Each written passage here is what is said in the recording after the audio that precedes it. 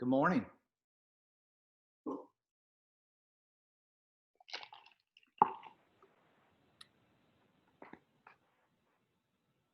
Hi, Brian. Good morning. It's Iris. We'll Hey, get how are you, started Iris? shortly.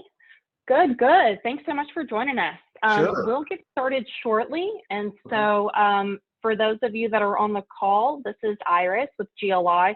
Thanks so much for joining us this morning, and we'll get the program started momentarily. So just everyone hang tight. Thanks.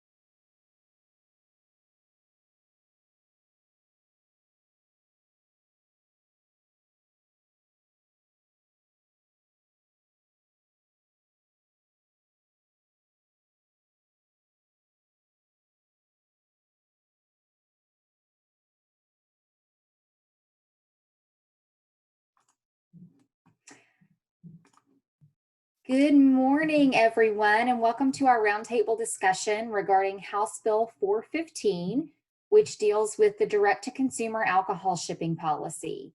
I am Rebecca Wood, COO and Vice President of Investor Development at Greater Louisville, Inc., your Metro Chamber of Commerce. Thank you so much for joining us. I hope each of you are well and staying safe.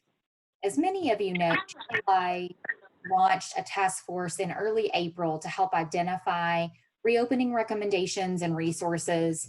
And since then, we've continued those efforts, and GLI is working every day on solutions to support your business. Issues like childcare access, unemployment insurance, business loans and grants, and legal liability are just some of the priorities our staff is pursuing on behalf of the Greater Louisville region. Before I turn things over, I'd like to give you just a quick outline for today's discussion. So after these brief presentations, we'll be taking questions from you, so please use the chat feature located at the bottom of your screen. Our team will sort through your questions and try to cover as many topics as we can in the time allotted. For a summary of today's discussion or access to other COVID-19 resources, you can always check back and visit greaterlouisville.com. And with that, I'd like to welcome GLI's Vice President of Government Affairs and Public Policy, Iris Wilbur-Glick, who will lead today's discussion. Iris? Thanks, Rebecca, and good morning. I'd like to start off by welcoming Brian Alvey, a Senior Director of Governmental and External Affairs with the Kentucky Distillers Association. KDA led the successful charge during this year's legislative session in passing House Bill 415. It was a great coalition, and GLI was thrilled to support this effort and support our signature industry. Now more than ever, we need innovative ways to meet consumer demands, and that's exactly why this legislation was one of GLI's top legislative priorities this year. Many on today's call have a key interest in capitalizing on this new business opportunity, direct-to-consumer shipping by alcohol producers. Whether these companies produce tasty adult Kentucky-made beverages and products, or can assist with the back end of processing orders, creating shipping labels, or custom bottle boxes, for instance, we are all here excited to get more of these Kentucky products out into the market. And if there are any redeeming things about this pandemic, we are learning it is a step in the right direction to get the products to consumers that adapt to their buying behaviors, like direct shipment to their homes. So with that, hello, Brian, and welcome, and thanks for being with us today. Good morning, Iris. Thank you very much. I appreciate interest and your help with getting this legislation passed this last session. It was a great victory for our industry. We're very excited about it, and it's good to see everybody on the call. I know several of you, and for those who think that hey, this is not the Brian Alvey that I know, rest assured it is. It's just 3 months without a haircut. What is it? Jimmy Buffett says, come Monday, that's when I get my hair. I would like to mention that also on the call, and you all might have seen, we have Eric Gregory joining us. He's the president of KDA. and Chris Nolan, who also is on the call today, who is an expert in, if you will, in everything distillery law, and has had a long history with KDA. He's with MML&K, and they're on the call as well to correct anything that I mess up. So, thank you very much for having me, Iris. Awesome. Yeah, thanks, Brian.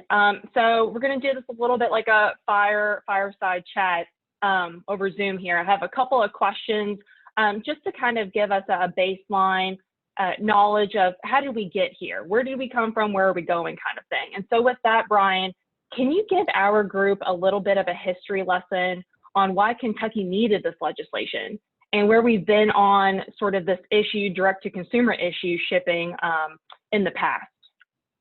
Well, Iris, I think probably the best place to start with the history would instead of Kentucky would be California and what they've done in Napa and Sonoma with the shipping of a distinct signature. I think a lot of states could take a lesson with what California has done with their wine. But not every state has a signature and unique product to do that with. Kentucky, we are very privileged to have that product. So let's start with what they've done in California, and I'll just briefly touch on, as most of you know, and many of you have been probably to Napa and Sonoma. And there was a campaign several years back when wine across state lines really started to take traction. It was called Free the Grapes. It was a movement. It was very successful. As a matter of fact, now California can ship to 46 states. Just shows what kind of, and Chris Nolan can attest that it's a good privilege that they offer. Chris is a wine connoisseur, if you will. But having said that, actually since I've been here, 2018, that Kentucky, the Napatization of Kentucky, President Stivers likes to say that the Napatization of Kentucky, and in Kentucky, where that started, and it started really before 2018, but House Bill 400 is something, and Iris, you all helped us with that too, so we very much appreciate that. House Bill 400 was a shipping bill, was shipping legislation that would allow bourbon to be shipped, distilled spirits to be shipped. However, there was one caveat, and as you know, with a lot of legislation, if you're very passionate about getting something passed, sometimes there are things that you have to do the legislation to get it passed. One of those things that really, I think the state, our members and others, the step that they were ready for was an in-person visit first prior to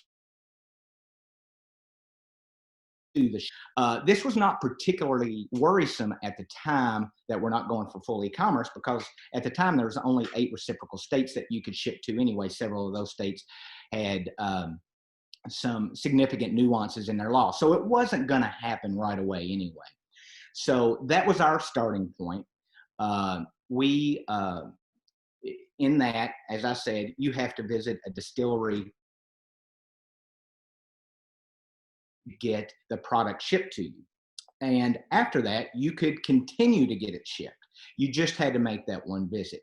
We set that up also with realizing people might want to join, like they do wine clubs, bourbon clubs, and such. I would like to point out in House Bill 400 at that time, and we'll talk about the 3-tier system, maybe touch on it a little bit later, but retailers, the liquor stores that you go into and purchase alcohol, did have e-commerce in that legislation at that time. So that was where we started. House Bill 400 was in-person shipping of distilled spirits. And fast forward to 2020, this last session, and went down to the wire, House Bill 415, allows for full e-commerce when it comes to shipping of distilled spirits, wine. What is the big significant difference? Many of you all may ask that aren't familiar with the issue, is that full e-commerce is the what we know as e-commerce today is the telephone, is the internet, is other means of ordering those distilled spirits. So if I'm in quarantine, and let's just say Washington, D.C., good example, they hacks law that allows shipping in, and I want to get you just name a product. I get in trouble when I name one product over another. So Kentucky bourbon that you can't get in DC, then you can get on the internet. Once this law goes into effect, we're still about 2 months out before it goes into effect, and then obviously regulations have to take place after that. But once it goes into effect, I will be able to make that purchase and request that purchase. So that's where we're at currently, and I know we'll delve into some nuts and bolts of the legislation. I would like, Iris, if we have time, I would like to ask Eric and Chris to see if there's anything they want to add. Sure, yeah, please. I know that Chris, for a moment, was showing off his little collection there. Oh yeah, small collection. Yeah, you ought to see his wine collection. You think his bourbon collection is impressive. No, Brian, thanks. I think you covered it very well. It takes effect July 15th, and waiting for more and more states to pass laws so that it can be shipped to those states. Thanks, Chris.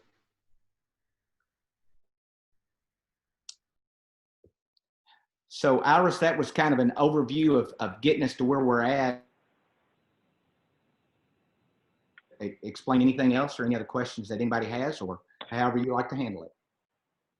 Sure, yeah. What I'd like to do, Brian, and I know I just got a message here. I think your connection is a little delayed, and so there may be times where I'm going to ask you to repeat, so apologies in advance. The next question, I'd like for us to do a deeper dive, and many chamber members reached out. They're like, hey, what is the overview of House Bill 415? What does it allow? What does it not allow? Can you just kind of give a brief overview of what that entails? Yeah, I think what I'm going to do, and I'm sorry about the connection, we have been having some issues here at the house, especially when my daughter was in school. So anyway, no, but I'm sorry, just one.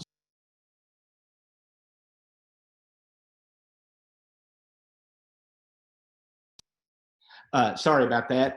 I am doing double duty today, daddy duty and KDA duty.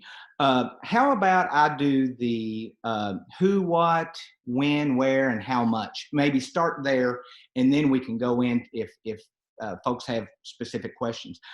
So let's do who can ship. And I did touch on this just a little bit ago.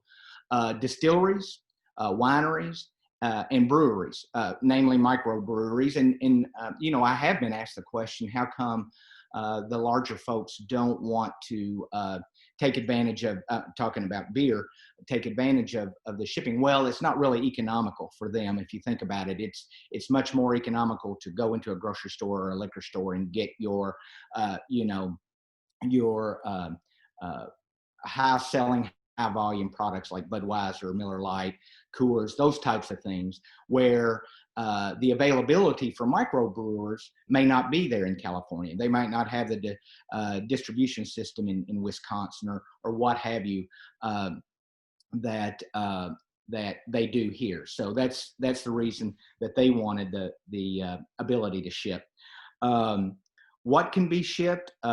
Basically, it's alcohol beverages that are produced by the manufacturer here in Kentucky, produced by the manufacturer under a written contract with another manufacturer, or produced and bottled for the manufacturer. As far as our industry goes, that's just the distilled spirits part of it. And when can I ship is a question that we get, as you might imagine, from our members. And quite frankly, the answer is we're not 100% certain at this time, but probably sometime after July 15th. Again, as we mentioned, regulations have to go into place. We're hoping to have those regulations as much as possible on a fast track so that we can ship. Where can we ship? right now, there's about 10 reciprocal states. Let me see here. I've got a list here of those states, and I'll just call them out because we do get that question quite a bit. As of March of 2020, we have Alaska, Arizona, Connecticut, Hawaii, Kentucky, Nebraska, Nevada, New Hampshire, North Dakota, Rhode Island, and Washington, D.C. So basically we have 11 now. Back in 18, we had around 8. We have 11. And I will say, to that point of where a lot of folks around the United States, as you may imagine, kind of waited to see what Kentucky was going to do before they try to move legislation in their states. And the reasons for that is because we have such a big distilling industry in our state that really if they were talking about shipment of distilled spirits, there wasn't really a reason to use your political capital, if you will, until you've got a market to be able to reciprocate with those states. How much can be shipped right now? And I'm going to look at my notes on this one. 10 liters of distilled spirits per month, 10 cases of wine per month, pretty significant as you might imagine, or 10 cases of beer per month. There is no change in the Kentucky Distillery gift shop sales. That limit remains at 4.5 liters per person until January 1st of 2021. And we put this in the legislation in House Bill 400, you might remember, where it goes up to 9 liters per day per person. And House Bill 415 also removes that bourbon club that I mentioned in 400. It removes those provisions. Really not needed anymore, quite frankly, because if you are able to ship full e-commerce, you won't really need it. You could set your own bourbon club up with your friends and stuff like that if you wanted to do that, but you could use that without the particular privilege given to you. Let me see here. Let me make sure I covered the who, the what, the when, the how. Let me see if there's anything else. It seems like there was something else I wanted to cover. How much? I already did that. What, when, who, and where. Yep, I covered the reciprocal states too. That's what I was thinking about. So that was very precise. Thank you, Brian. And this is sort of a good segue. Those of us that closely monitor the alcohol industry and work in the industry itself, in these industries, we have a familiarity with Kentucky's three-tiered system. But for those of us who may not be, can you kind of explain those dynamics and then why late changes to the bill were made to accommodate those other entities? Well, I'm going to give a little context first. Basically, the three-tier system came about after Prohibition, and it's a alcohol distribution system in the United States. Again, with any legislation, with any law, there's certain things that if you change it, there's certain things that folks want to keep in to make sure there might be guidelines or guardrails, and the three-tier system is a perfect example of that. The three tiers are producers or importers, wholesalers or distributors, and retailers. And in the three-tier system, it's pretty cut and dry for the states that have the three-tier system. And I'll explain a little bit about control states and those that don't have the three-tier system. But the producer has to sell to and through the wholesaler, and the retailer has to get that product from the wholesaler, and the retailer is the one that sells to the consumer. That is the way the three-tier system works in the vast majority of the states. There are what you call control states, and this is where the states, these control states, the state kind of runs all three tiers, or they have a hand in all three tiers. And it is my understanding, and Chris or Eric, please correct me if I'm wrong here, it is my understanding that Washington State is the only one that doesn't really have either one of those. So, and I'm not real familiar with their system, but they're the exception to those two rules, as I know it. And if I may go on into another question that follows usually the three-tier system, and it's specifically as it deals with House Bill 415, is what does House Bill 415 do to the three-tier system? The three-tier system remains intact with the vast majority of the alcohol sales. The only alcohol producers, distilleries, wineries, and microbreweries, or breweries, if you will, may sell and ship their own products directly to consumers. If you'll remember, and I know you will, Iris, the original bill actually gave shipping privileges to the wholesalers and the retailers. Those two tiers both asked to be out, and they had their own reasons for asking. That, you know, we understand that and respect that they wanted out of the ability to ship to those out of the state to those other states, but for them it remains largely intact. The three-tier system does, even with House Bill 400 and the full e-commerce that it creates. I kind of hit around the edges on that. Thanks, Brian. Okay. No, it's all good. No, I think it's an important distinction because those are some questions that we get. As you can imagine, as a Chamber of Commerce, we represent everyone under the sun. And so, you know, those wholesalers, those retailers. And so I think it's an important distinction to explain to everyone on this call that there was close collaboration with all, you know, engaging with all tiers in crafting this legislation, and that they did have final say, so to speak, on how this would impact them and how they were afforded the opportunity in one version of the bill and then opted out. So I appreciate you giving that overview. I know Eric's with us. Eric, do you have anything to add before I ping Brian with another question? I'm sorry, but when the Senate President shows up and knocks on your door, you got to take that meeting. So I apologize for being late. No, I just wanted to thank everybody, especially thank the Chamber for their support on this bill. This is, I'm sure Brian has probably gone over and mentioned that this is a critical piece of legislation for us, not only for the future of the industry, but also just making sure that we continued parity with our friends in the wine industry. Wine really has plowed the ground for this for more than 50 years and it can now ship to 46 states. And we think that Kentucky will be a main exporter of spirits, obviously with being the birthplace of bourbon and home to 95% of the world's greatest whiskey, as far as we're concerned. So we appreciate the Chamber's support, and we're honored that the legislature passed this bill this session. Thanks, Eric. Thank you, Eric. Can I say one more thing a point that I left out that I think is important to make and not to let it go? Thanks, Eric. I appreciate that. Sometimes people might view the three-tier system as having somewhat of a combative type of relationship. I will say that we consider the wholesalers and the retailers partners of ours. They're the ones that move our product. They are the ones that sell our product.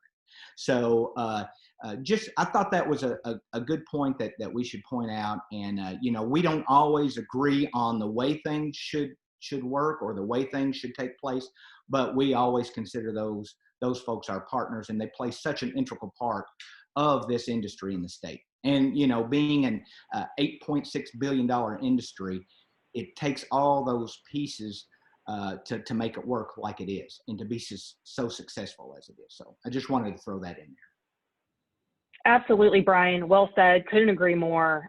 So let's move on. I know we're going to get some questions in the chat box, and we'll get to Q&A in just a moment. But one question that I think, or one issue that should be explained to our group today, Brian, and you mentioned it in your opening remarks, is that the work is not complete, right? So one, the legislation is not formally legalized until the enabling date, but then also the regulatory framework must be established. And so without you getting in front of this too much, can you sort of explain what needs to be addressed through regulations before alcohol producers can begin this new line of business? Well, Iris, I think probably I'm going to back up again to House Bill 400. The good thing, the advantage that we have with this very significant, and when I say significant, I mean in several ways, but in regulatory significance. A lot would have to happen. Luckily, we have been able to lay some of that groundwork with House Bill 400. Some of that stuff is in place, may need some tweaks. Some of it's not, obviously. But the good thing is we did a lot of work, and you'll remember that as well. We did a lot of work on regulations for House Bill 400 to the extent that we had an open forum. We got a legislative committee room and had an open forum, packed house with the ABC, attorneys, UPS, obviously one of our partners that really like this legislation as well, the regulations and what the questions are regarding the regulations. So that's how big, and that's a very a unique meeting. Those don't happen very often. So that shows you how much of a regulatory work was to that groundwork done, which is great. However, there's still a lot to do. And the one thing that we want to make sure with the regulations, once they go into place, whether it be how it's licensed, you know, how the deliveries are to be made. There's a lot of restrictions on each, both on the point of sale and the point of delivery. There is a large amount of work that goes into wet and dry territories to make sure it's not going anywhere that it's not supposed to go. Taxes, the revenue cabinet will also be a part of this with their regulations. So we still have been done with House Bill 400, but we're hoping, and obviously this is at the mercy of the agencies, but we're hoping that we can expedite those regulations as much as possible. And the main thing in this, and you'll hear this from legislators, is we maintain when regulations come about, a lot of times, I won't say a lot of times, but there always has to be the eye to the legislative intent to make sure what the regulations get to is what the legislature was intending for them to get to. So to answer your question, line is going to be, but we are already working with the ABC, as you might imagine, and the Department of Revenue to get those regulations in place. And just to recap, because Brian, you were cutting out a little bit, but luckily I was able to follow along for the group here. So what Brian just explained, what needs to be addressed, and there's multiple aspects, and some of which are a bit complicated, but just to recap for you all, some of the bigger buckets, so to speak, are the proof of age. We need to determine, you know, how we're going to enforce proof of age 21 at the point of sale and then delivery. The taxes piece that Brian just mentioned, working with Kentucky's Department of Revenue to ensure that taxes are collected at the various levels and ensure that we're not overtaxed there in particular. The enforcement of the wet and dry counties, as many of you know, some counties within the Commonwealth are still dry, or they're partially wet, and so making sure that, you know, enforcement there is maintained, and then also the intent of the legislation to ensure that the regulatory process does not go beyond the intent, the language that we all work towards to ensure that we have completion there. I would also invite Chris or Eric to chime in to see if we missed anything regarding what to expect from the regulatory process. Iris, I think you did a great job. And the only thing I would add to that, and Chris jump in, is we've also got to set up the new shipping license structure at the ABC. And there's a great question here on reciprocal states, which is a good segue to that. You know, we're not going to be shipping a lot of product out right now, but we will be shipping a lot of probably wine into Kentucky. So we need to get that shipping license up and running quickly, because I would see that as probably the more immediate need. But as Brian said, we've been working closely with the ABC and answering any questions they might have. Chris? Yeah, I was just going to hit on the license piece. Under the legislation, manufacturers of alcohol are the ones who can ship, and they have to get a shipping license from Kentucky. So the ABC has to develop that license, and they have to define what your licensed premises is for where you can ship. So basically putting together the form that says, as Eric pointed out, wineries will probably start shipping in first. So, you know, winery name, address, what your license is in California or Oregon, your license premises, all that information, so that ABC can have that, issue them a license, and then they can start shipping into Kentucky. So. And one thing, Iris, that's a gray area for us right now, and I mean, I'm sorry if y'all covered this before I got on, and we're working with the ABC to answer it, and it's probably gonna be a big issue for the wineries coming forward, is whether or not the legislation allows enough flexibility to ship from third-party fulfillment centers. Most of the larger wineries in California, you know, you don't have the space, you don't have the manpower, you contract that out. And it's something that our distillery started looking at back in 2018 with House Bill 400. Once we started getting more reciprocal states, you know, you're not going to ship that much from your distillery. You're going to ship it from a warehouse or have somebody do it for you. So those are also the kind of things we're looking at in regulations to see if they can clarify some of those questions. And to be clear, each manufacturer, whether you're a winery or distillery, has to get their own license. Just like all of us have our own driver's license, they have to get their own shipper's license. So for those on the call that want to know how the wine's going to work, you can't on July 15th just call up a winery and have it shipped. The winery is going to have to spend a few days going through the process to get their license. Terrific. Thank you all for jumping in on that. Before we open it up for audience questions, Brian or the team here, any other comments or words of wisdom for the group before we open it up? Well, one thing I'll say is, first off, if I end up getting cut off because my internet does seem pretty spotty, I'm going to leave it to Eric and to Chris to finish up. But I got to say, and I know there's some on the phone here too, this was a big team effort. This was groups that we just wanted to thank everybody that was part of it. You know, this is something I haven't done that I should have almost led with. We want to thank the legislature. The legislature really put in a lot of work on this, and they are very responsive to consumer demand. And when you've got a Kentucky product that can get in the hands of consumers elsewhere, they're very dedicated to getting that to those. It's not always an easy road to travel to make that happen, but they saw this largely as a consumer demand piece of legislation, and they responded to it. So I just wanted to throw that in there. Thanks, Brian. And so with that, I'd like to go ahead and turn things over back to Rebecca, and we'll begin today's Q&A portion.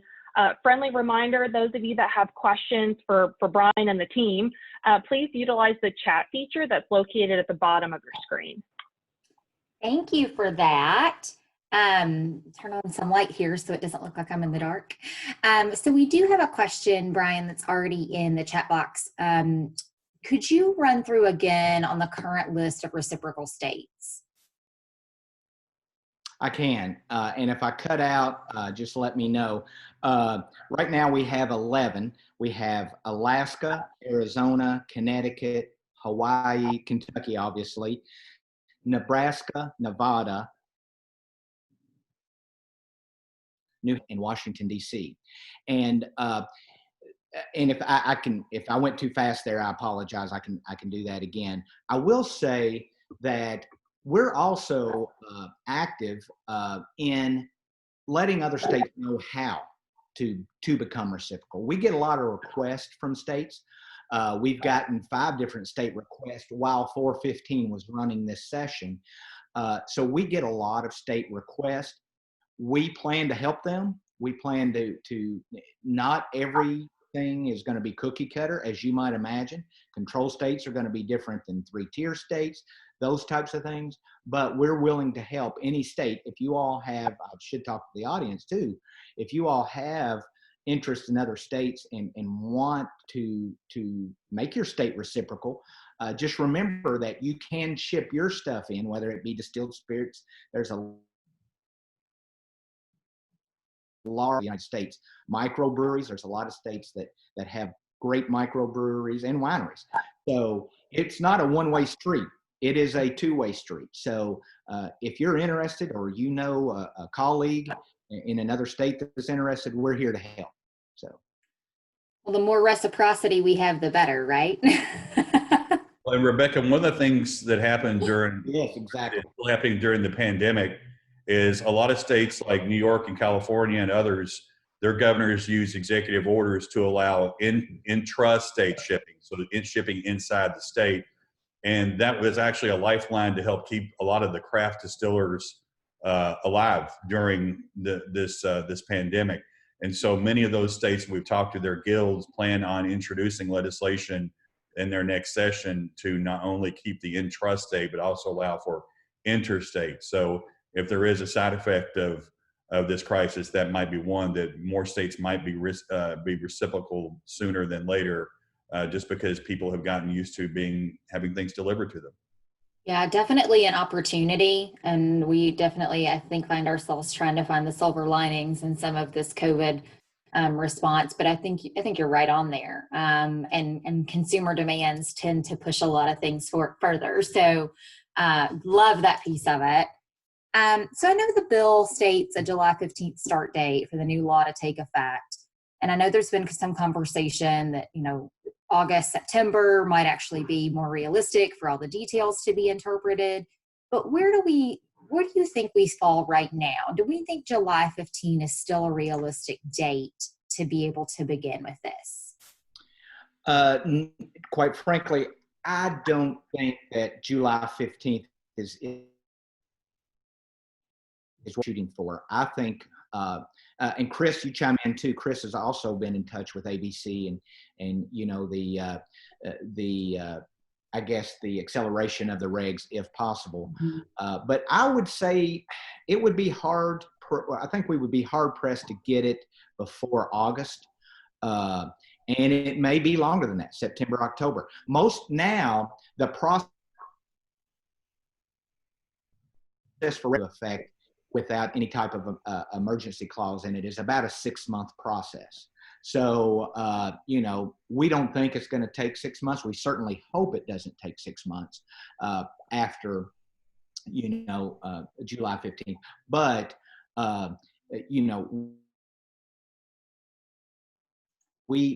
Chris, I want you to agree or disagree with that. Chris had to jump off on another call. Okay. Is that pretty accurate, like you think, Eric? Is August would definitely be the earliest, I would think. I think it all depends on how quickly the ABC and the Department of Revenue can get the regulations together, and if they file them as e-regs. And Brian's exactly right. The standard regulatory process usually takes 6 months or so, and that's without having everything closed down. So, you've got opportunities for a public input and public hearing and all sorts of things in the regulatory process. So when we talked to the ABC, they were obviously shooting for July 15th. They would like to have it done by then, but I think everybody is going to just take it easy, get it right. And we'll use that as a target date, but other than that, let's get it done right. Mm-hmm. Well, and I know we had internal discussions, Iris and I had these about, what's the date really look like? And in pulling this discussion together, we realized even before, regardless of what the date is, our distillers are going to have to be ready. We want them to be ready to go, not then, if it doesn't happen until August, then saying, oh, well, we're not ready for the packaging. We're not ready to comply to the regs. We feel like the lead time is really good right now to make sure that we can capitalize on this as quickly as possible, because revenue and our distillery and our craft spirits friends and our wineries are all struggling right now. So we felt like this was really important to kind of move those things along. In that vein of preparing, which carriers are currently and presently licensed to transport alcohol orders to consumers? Well, now they will have to get a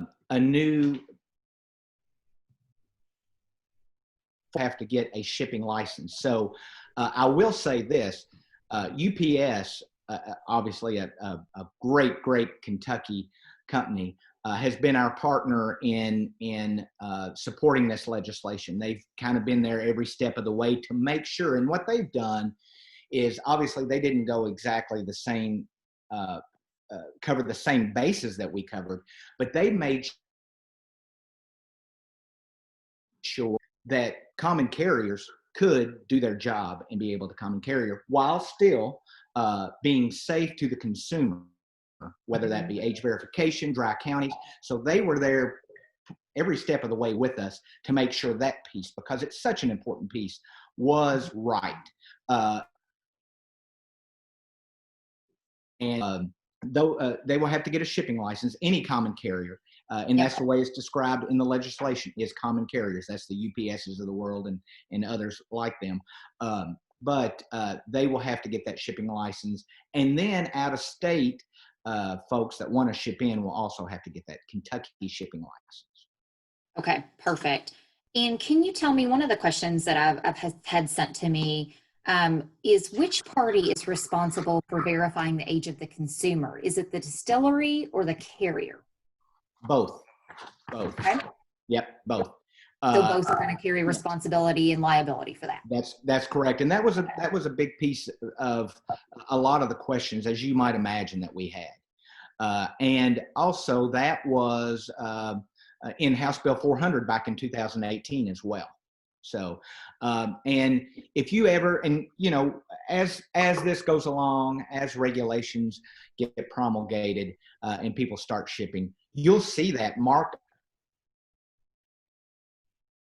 on the verification have to happen, but it's clearly marked all around the box that this contains alcohol, cannot be received other than from anybody under 21.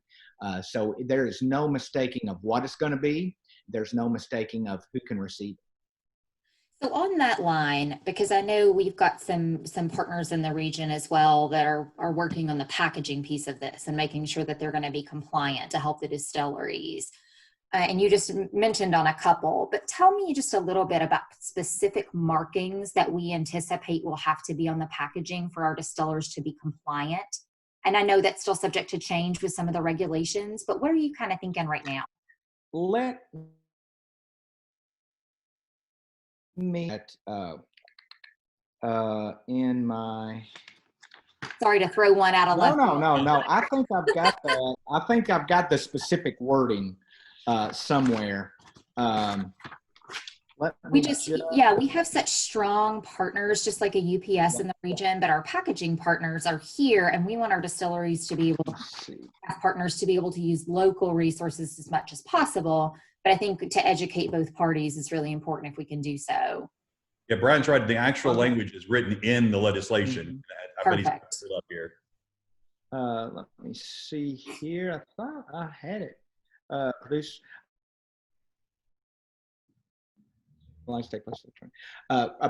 must verify that consumer purchasing alcohol for shipping is of lawful drinking age. A valid identification document must be unexpired. A producer may not sell or ship alcoholic beverages to consumers in dry territory. Well, that's not exactly. Brian, I've got it right here. Okay, great, thanks. Labeled contains alcohol, signature of person age 21 or older required for delivery. And I'll put that in the chat. That's perfect. Thank you. And for any of our distillery partners, as I mentioned, we do have some really good packaging partners with the chamber and here in the region. So we're happy to help make introductions if you all need some help in any of these areas. We got a question in the chat box. Is the 10 liter per month shipping volume per person or per household? This will be very important to my husband to know. It is per consumer. It is per consumer. So it's my understanding that a husband and a wife, and he might recruit you to do that. I think I'm correct there, Eric, right? It is. It is per person per month. Yeah. Well, when we found out we couldn't get Clorox wipes or hand sanitizer, we adopted the policy that bourbon and wine would disinfect things. So we're keeping them in business. And that's the way to stay healthy right there. No, right. I shouldn't say I that. think so. No nutritional value. Supporting our local economy on behalf of the chamber. All right. Well, I will say that we're also making hand sanitizer as well. So I know. I can get it now. I couldn't at the beginning, and now I feel like it's just untrue to switch my, my personal philosophy. I like your Order philosophy. online. A lot of distilleries are using, believe it or not, they're using their hand sanitizer or their online ordering in preparation for this becoming law Yeah. to sell and ship hand sanitizer. So It's a trial run. it's a trial, believe it or not, it's a trial run. And they've Yeah. even switched over to use their ticketing platforms for ticketing, to buy tickets for tours, to just get a free ticket to come in and pick up your hand sanitizer. So there's your social distancing. So you can set a time when you want to come in and pick it up. So, this is an industry that survived prohibition. They're evolving. Yeah. I don't think they're going to go anywhere. And to that point, Rebecca, and many of you all probably realize this as we've been talking, this is going to help with that recovery. We've got a lot of smaller distilleries that are going to need a shot in the arm, and we're hoping that this will be that shot in the arm, and it's coming at a perfect time. Now, would we have liked it to be in place already? Yes, but who wouldn't want something? I'd say that everybody on this call wishes that something was in place that they never thought of, or that that they're on the way of getting in place when this occurred. So, but we are looking forward to that significantly helping in our recovery. Absolutely. Yeah, you always wish you had things, but at the same time, right now, when you're looking for additional sources of revenue to offset some of what's happened, this is a unique opportunity. And I thank you all for being so willing and leading the charge to make sure that everybody is ready for this. I don't see any other questions in the chat box. If anybody else is out there and has a question, please feel free to unmute before we wrap up. I've picked his brain a lot. That's not a hard job, quite frankly. Well, that's what I say about me, so you're fine. All right, I think we are good. Thank you so much for this discussion and for being so willing to jump in and give information. Now more than ever, we need innovative ways to meet consumer demands and support our signature industry. We know that this new and exciting capability is good for our region, and GLI looks so forward to working with all of you as you pursue this shipping opportunity. Thanks to all of you for joining us today. We always say we're all in this together, and as the voice of your business community, GLI continues to support you during this critical time with the latest news on legislative issues and their impact on your business, and resources that are available to help you and your employees get through this crisis. We are working hard to plan for how our community will prepare for a time after COVID-19. We do have a list of PPE suppliers, hand sanitizer and masks and all of those things on our crisissupporthub.org. So if you need any of that, please feel free to reach out or go to the site. And for a summary of today's discussion or access to any of those resources, you can also go to greaterlouisville.com. You're going to receive a survey later today. We'd love your feedback. And there's also a recording of today's meeting that'll be available within the email. And then if you have any follow-up questions for Brian, feel free to send those to Iris or I. We're happy to connect on that. And if you need any of those connections that we mentioned, UPS or packaging or any of those things that we can help you with, please let us know. We are happy to connect you to any of the individuals and folks in our region that can help you get ready for when this trigger is pulled. We hope you'll join us at our next webinar, which is tomorrow, Thursday, May 28th at 3 o'clock. And it is on voting during COVID-19. It's an update with Kentucky Secretary of State Michael Adams. As we know, this voting process is going to look very unique for us this time. So please stay safe and well, and everybody have a great day. Thanks for joining. Thank you. Yeah, thank you, and thank GLI. We really appreciate it. Thank you, Brian. We appreciate you.